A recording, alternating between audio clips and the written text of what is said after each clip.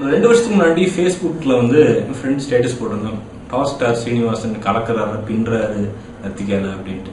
என்னடா லத்திகா படம் கேள்விப்பட்டதே இல்லையே அப்படின்ட்டு கொஞ்சம் நோண்டி பார்த்தேன். அப்புறம் பார்த்தா இவர் வந்து பயங்கர கேலி கிண்டல், படங்களை பத்தி நீ என்னையா பெருசா பண்ணியிருக்கிற, ஏயா அவமானப்படுத்துற தமிழ் சினிமாவை அப்படின்ட்டு நானும் டென்ஷன் ஆயிட்டேன். ஓ இப்படியெல்லாம் பண்றானா இருந்தாலும் அப்படின்ட்டு நானும் ட்விட்டர்ல போய் ஏயா அப்படி தமிழ் சினிமாவை அவமானப்படுத்துற நீ படம் எடுத்து அப்படின்னு சும்மா ஒரு அந்த அந்த ஸ்பர் ஆஃப் அ மூமெண்ட்னு சொல்லுவானுங்களா, அது அந்த இதுல வந்து போயிட்டு சொல்லிட்டேன். அப்புறம் கொஞ்சம் உட்காந்து யோசிச்சேன், தேவையில்லாம எதுக்கு உணர்ச்சி வசப்படுறோம், அவர் யாருன்னே தெரியாது, அவர் படம் நடிச்சிருக்கிறதா நடிக்கலான்னு கூட தெரியாது, படமும் நம்ம பார்க்கல. ஸோ எப்படி வந்து நம்ம ஒருத்தரை போய் வந்து நம்ம குறை சொல்ல முடியும்? ஸோ வெயிட் பண்ணி என்ன ஏதுன்னு கொஞ்சம் ஆராய்ச்சிட்டு அப்புறம் பேசுவோம் அப்படின்ட்டு அந்த இடைப்பட்ட காலத்துல வந்து நிறைய அனலைஸ் பண்ணேன், சினிமானா என்ன ஏது அப்படின்னு அனலைஸ் பண்ணும்போது சீனிவாசன் வந்து மற்ற எல்லாத்தையும் விட பரவாயில்ல அப்படின்னு தான் தோணுச்சு. ஏன் அப்படிங்கிறது வந்து நான் உங்களுக்கு சொல்றேன் பாருங்க. பெரிய பெரிய கோடீஸ்வரனுங்க, அரசியல் கட்சியை சார்ந்தவனுங்க, அரசியல் கட்சியோட பினாமிங்க, இவனுங்கெல்லாம் வந்து பெரிய பெரிய காசு வச்சுட்டே வந்து ப்ரொடக்ஷன் பண்றதுக்கு வந்து பயந்துக்கிறானுங்க.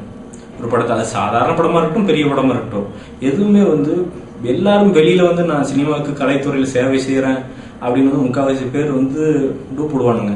உள்ள போய் பார்த்தோம்னா அங்க ஒன்றும் கிடையாது, எல்லாமே காசு ஈக்குவேஷன் தான். 30 லட்சம் போட்டிருக்கிறோம், 50 லட்சம் லாபம் வரணும், இல்ல 1 கோடி லாபம் வரணும். எதனால லாபம் வந்து பெருசா ஒரு இண்டஸ்ட்ரி, அதங்காட்டி தான் பெட்டு கட்டி இறங்குறானுங்க, வேற ஒன்றும் கிடையாது. ஸோ அப்படி இருக்கிறப்ப வந்து யார் சப்போர்ட்டுமே இல்லாம, யார் பின்புலமே இல்லாம தன்னுடைய காசை, இன்ஃபேக்ட் அதுக்கு முன்னாடி திரைத்துறைக்கு வர்றதுக்கு முன்னாடி சீனிவாசனுக்கு ஒரு சக்சஸ்ஃபுல்லான கேரக்டர் தான் இருந்திருக்குது. அவர் ஒன்றும் போய் ரோட்ல பிச்சை எடுத்துட்டு இருக்கல. அப்படி இருக்கிறப்போ தனக்கு பிடிச்ச ஒரு விஷயத்தை வந்து தைரியமா இறங்கி தன்னுடைய காசை போட்டு ஒரு படம் எடுக்கிறார் அப்படிங்கிறதே வந்து மற்றவரையும் இவரையும் வந்து நிச்சயமா வந்து பிரிச்சு காட்டுது. அந்த படம் சக்சஸ் ஆகுது ஃபெயிலியர் ஆகுது அதை விடுங்க, ஏன் சீனிவாசன் தான் வந்து இப்ப நீங்க ஃபெயிலியர் படம் எடுக்கிறாரா என்ன? தமிழ்ல வர்ற 100ல் 70 படம் மகா மட்டமான சூப்பர் ஃபெயிலியரா தான் வெளியே வருது. அதுக்கு சீனிவாசன் வந்து என்ன விதத்துல வந்து குறைஞ்சு போயிட்டாரு அப்படிங்கறத கேள்வி நான் கேட்கறேன். அது போக நீங்க அவர் படத்துல நடிக்கிறவங்க பாத்தீங்கன்னா நலிவடைந்த கலைஞர் தான் சொன்னோம். யாருமே பெரிய லீட் ஹீரோயின்ல இருக்க மாட்டாங்க, எங்கேயாவது ஒரு பேக்ரவுண்ட் இதுல வந்து ஒரு ஐட்டம் சாங்ல ஆடி இருப்பாங்க, அந்த மாதிரி ஆட்கள் தான் முன்னாடி கொண்டு வர்றாரு. ஸோ அவருனால ஒரு 50 to 100 பேர் வந்து பிரயோஜனம் அடைகிறாங்க வருஷம் பூரா. ஏன்னா அவர் கண்டினியூஸா படம் எடுத்து விட்டுட்டே இருப்பாருன்னு நினைக்கிறேன். ஸோ வருஷம் பூரா வந்து அவங்க எல்லாரும் பயன்படுறாங்க. ஸோ இதை விட ஒரு பெரிய சமூக சேவை அப்படிங்கிறதும் எதுவுமே கிடையாது.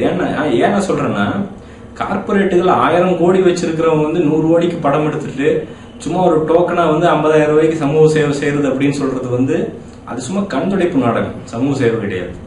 பட் தன் காசு இருக்கிறதே 10 லட்சம் ரூபாய், ஆனால் அது தைரியமா 8 லட்சம் ரூபாய் உள்ள போட்டு ஒரு படத்தை எடுத்து அதை வெளியிடுறது அப்படிங்கிறது வந்து அது நிச்சயமா சமூக சேவை தான். ஏன்னா 10 பேருக்கு சம்பளம் கொடுத்து அவன் வாழ்க்கையை வந்து நம்ம மேம்படுத்துறோம் ஏதோ ஒரு வழியில.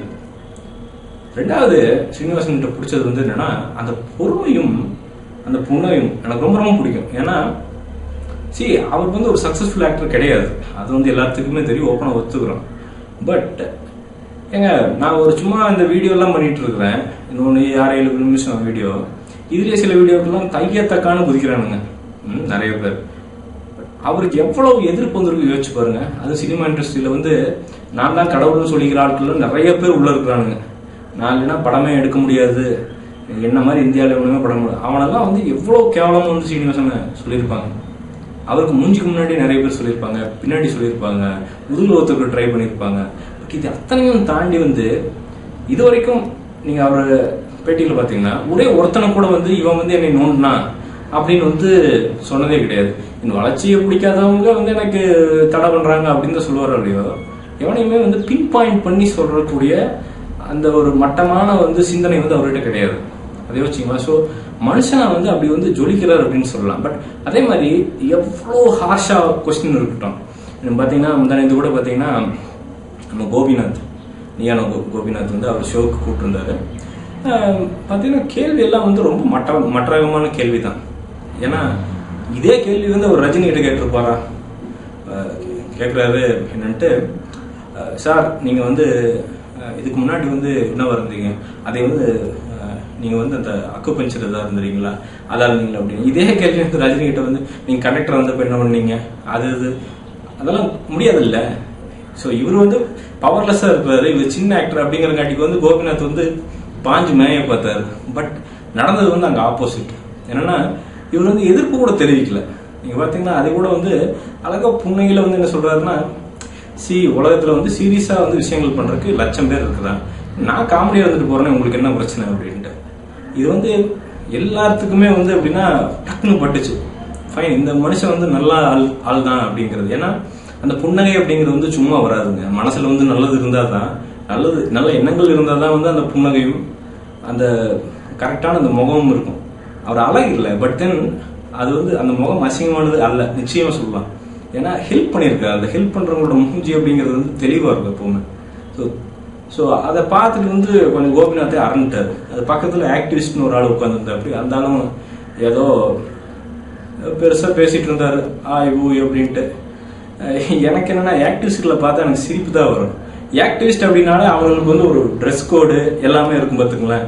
ஆக்டிவிஸ்ட்னா வந்து ஒரு டல்லான ஒரு சட்டை போட்டுட்டு, தலை சீவாத முடி, ஒரு மாதிரி எண்ணெய் வழியிற மூஞ்சி, அப்படியே பார்த்தீங்கன்னா என்னமோ அடுத்த நிமிஷம் வந்து பாம் தலையில வெடிக்கிற மாதிரி தான் உட்காந்துருப்பானுங்க. ஆக்டிவிஸ்ட்னா ஃப்ரெஷ்ஷா வந்து உட்காந்து நீட்டா ஜீன்ஸ் டிஷர்ட் போட்டு வந்து உட்காந்து தெளிவா ஸ்மைலிங் சிரிச்சுட்டே பேச முடியாதா என்ன? இப்போ ஆக்டிவிஸ்ட்னா உங்களை பார்த்தாலே நாங்கள் பயந்துக்கணுமா? அப்படியெல்லாம் ஆக்டிவிசம் பண்றவங்க வந்து அது வந்து ஆக்டிவிஸ்ட்னே சொல்ல முடியாது, அதுக்கு வேற ஒரு பேருக்கு அது என்னன்னு உங்களுக்கு தெரியும். ஸோ அவருக்கு வந்து ஸ்ரீனிவாசன் பரவாயில்ல தானே. அவர்னால வந்து யாருக்கும் எந்த தொந்தரவும் கிடையாது. அவர் படம் வந்து தயாரிச்சு வெளியிடுறாரு, பிடிச்சா பாரு, பிடிக்கலன்னா போயிட்டாரு. Simple logic. அதே மாதிரி ஸ்ரீனிவாசனுடைய அடுத்த குணம் அப்படிங்கிறது என்னன்னா, எதையுமே எந்த விஷயத்தையுமே வந்து ரொம்ப ரொம்ப டீப்பாலாம் போகாம, அதாவது நீங்க பாத்தீங்கன்னா நிறைய இன்டர்வியூஸ் எல்லாம் பார்த்துருப்பீங்க, அந்த எதிராளியை வந்து ஹெல்ப் பண்றதுக்கு வந்து ஒரு செகண்ட் கூட ஆயிடாது என்னங்க. அதே மாதிரி இவ்வளவு ப்ரெஷர், இவ்வளவு வாழ்க்கையில் இருக்கிற ப்ரெஷர்ல பெரிய பெரிய ப்ரொடியூசரே வந்து செத்து போயிடுறானுங்க, சூசைட் பண்ணிக்கிறானுங்க. ஐயோ பணம் இல்லை அப்படின்ட்டு நிறைய பேர் சூசைட் பண்ணிக்கிறானுங்க. ஆனா இவரு தைரியமா படத்தை வந்து ஒண்ணு விட்டுட்டே தான் இருக்காரு பாருங்க. அது அவருக்கு ஆசைங்கிறது வந்து அதெல்லாம் கேள்வியே கிடையாது. எவ்வளவு இருந்தாலும் இதை பண்றதுக்கு வந்து எவ்வளவுமே வந்து பயப்படுவான் அப்படிங்கறத உண்மை. இன்னொன்னு என்னன்னா, ஸ்ரீனிவாசனோட 10 மடங்கு மோசமாக நடிக்கிற ஆக்டருங்கெல்லாம் அவனெல்லாம் ஆக்டர்னே சொல்ல முடியாது. ஏதோ வந்து அவங்க அப்பன் பணக்காரனா இருக்கிறங்காட்டிக்கோ இல்ல அவங்க அப்பனுக்கு ஒரு செல்வாக்கு இருக்கிறங்காட்டிக்கோ அவன் வந்து உள்ள ஆக்டரா வந்திருப்பான். அவனெல்லாம் ஸ்ரீனிவாசன் கிட்ட போட்டோ எடுத்துட்டு வந்து, இங்க பாரு நம்ம ஆளு ஸ்ரீனிவாசன் அப்படின்னு அவர் காமெடி பண்றாராம் அப்படின்னு போட்டோ எடுத்து நீங்க வெளியிட்டு பார்த்துருப்பீங்க. எனக்கு மனசுல என்ன தோணும்னா, ஏன்டா நீ அவரை விட நீ 10 மடங்கு கேவலமானவன்டா, உங்க எல்லாம் ஒரு மனுஷன் ஒரு ஆக்டராவே மதிக்கிறது இல்ல, நீ வந்து அவரை காமெடி பண்றியா அப்படின்ட்டு. நிறைய பேருக்கு நடிப்புன்னு என்ன தெரியாது, நீங்க எதுக்குடா அவரை வந்து நீங்க இது பண்றீங்க அப்படிங்கிறது என்னுடைய கேள்வி. அதே மாதிரி நிறைய டைரக்டர்கள் பெருசா பொறுமிக்கிறானுங்க. நீங்க என்ன படம் எடுத்து கிழிச்சிட்டீங்க? நடிகளுடைய தொப்புலும் நடிகளுடைய தொடையும் காமிச்சு மார்பவங்களையும் காமிச்சு தானே நிறைய படம் ஓட்டுறீங்க. நீங்க இருக்கிறீங்களா அந்த பெரிய மசாலா நடிகர்கள், நீங்க என்னத்த பண்ணிட்டீங்க? மக்களை வந்து அறிவாளியாக விடாம, அறிவுங்கிறத வந்து அவங்களுக்கு ஊட்டாம ரொம்ப இக்னோரண்டாவே வச்சிருந்து புத்தியை மழுங்கடிச்சு காசு சம்பாதிக்கிறீங்க. அதை விட மோசமா என்ன ஸ்ரீனிவாசன் பண்ணிட்டாரு. ஸோ திரைத்துறையிலே அதே மாதிரி செய்தியாளர்கள் தான். செய்தியாளர் நீங்க சுயமா ஏதாவது செய்தி உனக்கு தெரியுமா? ஒரு 10 செய்திகளை நான் சொல்ல முடியுமா உன்னால? ஸ்கிரிப்ட் எழுதி அங்க முன்னாடி வச்சிருக்குது, அதை வந்து கடன்னு படிச்சுட்டு பவுடர் போட்டுட்டு முடிஞ்சோடனே வெளியில வந்து உட்காந்துக்கிற, இவ்வளவுதான் இது. நீ போய் இன்டர்வியூ எடுக்கிறப்போ நீ உனக்கு என்ன பெரிய தமாசு அவரை பார்த்தா? நான் அவர் வந்து உங்ககிட்ட சோத்துக்கு இருந்துட்டு இருப்பாரு கிடையாது இல்ல. ஸோ ஏன் மத்தவன் செல்வாக்குள்ள ஆக்டரு அவங்களோட டம்மியாவே இருந்தாலும் போயிட்டு கைகட்டி நின்று அப்படியே என்னமோ பல்ல இழிச்சிட்டு பேட்டி எடுக்கிறீங்க. ஏன் அப்போ ஸ்ரீனிவாசன் வந்து மோசமா போயிட்டாரா உங்களுக்கு? என் கேள்வி வந்து தாராளமா பதில் சொல்லலாம் யாரா இருந்தாலும். ஸோ மனுஷனா மதிக்க கத்துங்க. ஃபர்ஸ்ட் ஒருத்தனை வந்து மனுஷனா மதிக்க கத்துங்க. நீங்கெல்லாம் சத்தியமா வந்து அவருக்கு ஒரு இவ்வளவு கூட ஹெல்ப் பண்ண மாட்டாங்க அப்படிங்கிறது வந்து எனக்கு நல்லா தெரியும். அப்படியே ஓரத்தில் ஒளிஞ்சு நின்று இவர் எப்படா கீழ் வந்தாலும் நம்ம பார்த்து சிரிக்கலான்ட்டு தான் அப்படி உட்காந்துருப்பீங்க. ஹெல்ப் பண்ணாட்டியும் பரவாயில்ல, உபத்திரம் பண்ணாம இருங்க. புரியுதுங்களா?